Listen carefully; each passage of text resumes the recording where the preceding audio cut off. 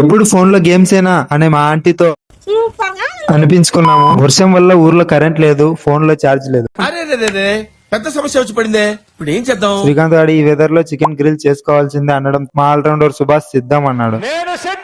First అయితే shop కెళ్లి chicken తీసుకున్నాము. ఈ గ్రిల్ కి కావాల్సిన ఇంగ్రీడియంట్స్ అన్ని సుభాష్ కి తెలుసు కాబట్టి వాడే చూసుకుంటాం. మనకేది చేత కాదని ఊపమంటే ఊపుకుంటూ మా ఇంట్లో బొగ్గులు తెచ్చి గ్రిల్ చేయడానికి హీట్ చేస్తున్నా. ఇలా స్టిక్స్ కి పీసెస్ పెట్టుకుంటూ ఫస్ట్ పీస్ ఎవరు టేస్ట్ చేయాలనే టాపిక్ దగ్గర వీళ్ళు ఏమన్నారంటే, శ్రీకాంత్ ఏమో చికెన్ నేనే తెచ్చా, సుభాష్ గాడేమో రెసిపీ చేయడం నాకు మాత్రమే వచ్చు, నువ్వు పక్కెళ్ళి ఆడుకోమ్మా అన్నారు. నాకు కంట్లో నీళ్ళు వస్తాయి.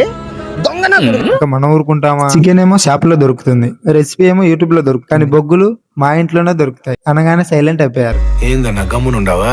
ప్లానెడ్ గా ఏం చేయట్లేదు, సో మేకింగ్ అన్ప్రొఫెషనల్ గా అనిపించినా అడ్జస్ట్ అవ్వండి. ఇంటి వెనుక పొగ రావడం చూసి వచ్చిన శ్రీకాంత్ వాళ్ళ అమ్మకి మేము ప్రిపేర్ చేసింది తిని బాగుందంటే ఎప్పుడు ఫ్రీ ఫైర్ ఆడతామని తిడుతుంటావు కదా, ఈ బిజినెస్ పెడతాం అని అన్నామో లేదో.